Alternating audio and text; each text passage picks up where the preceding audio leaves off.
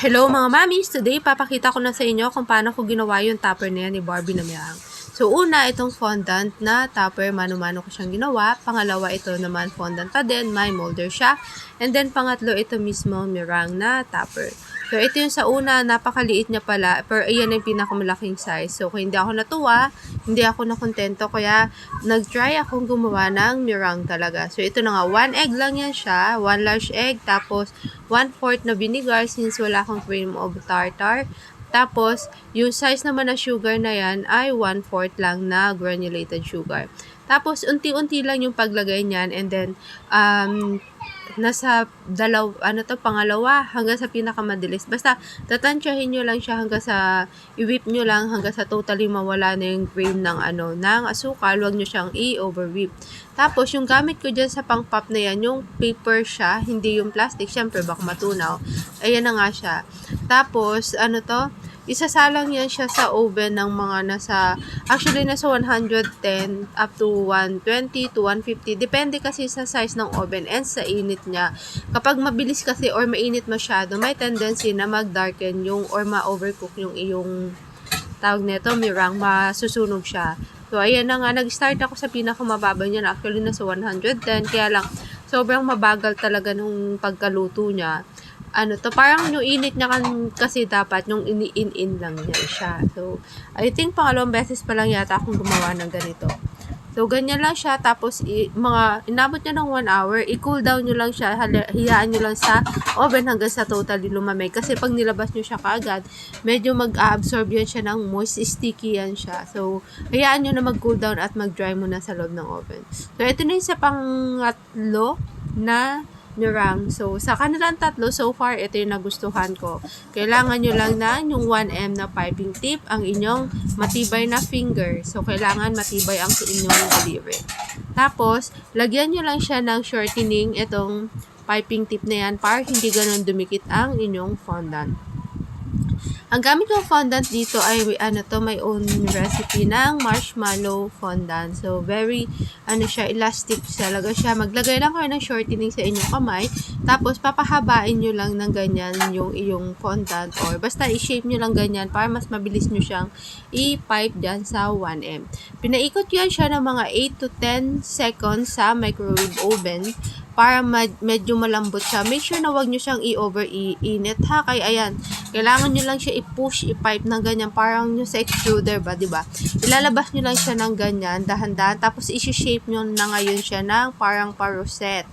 At kailangan nyo magsuot nga pala kayo ng gloves na nitrile ba? Nitril? Hindi ko alam. Basta yung ganyang gloves na pang food grade siya para hindi nyo totally ma-absorb yung init. Kaya lang sobrang init talaga niyan siya. Kaya paso-paso yung kamay ko dyan. Or kailangan nyo magbaon ng makapal na na kamay, char.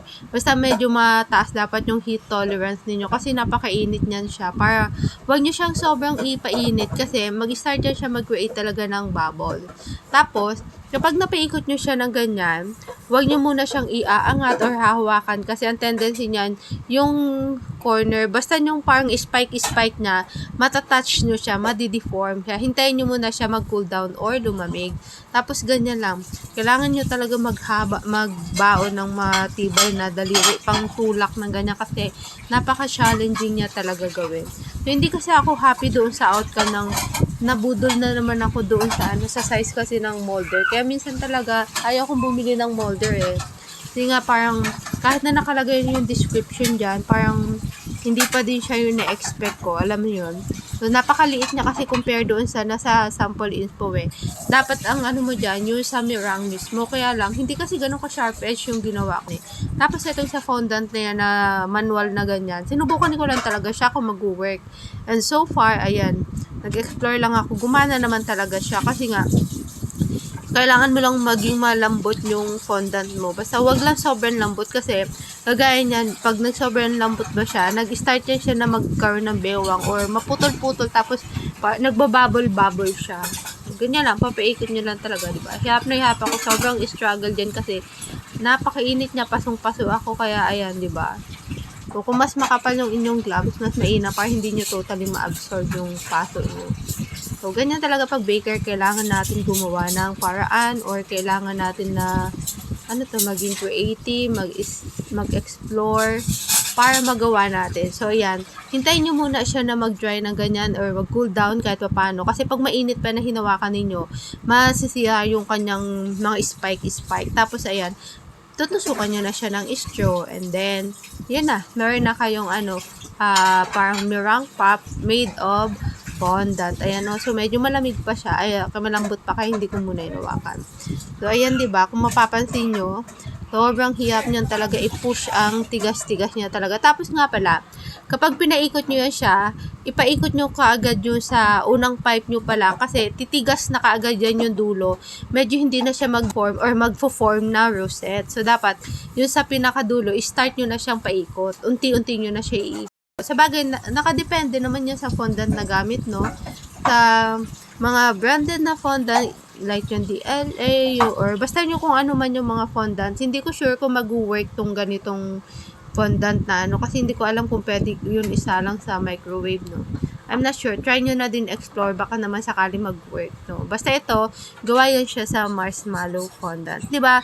So, at least pag ganyan, pwede nyong i-maximize kung gaano kalaking size yung gusto ninyong gawin. So, minsan talaga, parang hindi din kinakailangan na bumili ka kaagad ng molder. Minsan, kailangan muna natin mag-explore, diba? Kaya, iyon. Kailangan nyo lang talaga ng skills or imahinasyon, pagganahin, pagganyan sa mga baker. Ayun lang. So, ayun na mga mamis. Sana may natutunan kayo dito sa aking shinare. Kaya, ang lesson here is, wag ka agad bumili ng molder kung kakayanin naman. Try muna mag-explore. So, yun lang. PM! Ciao!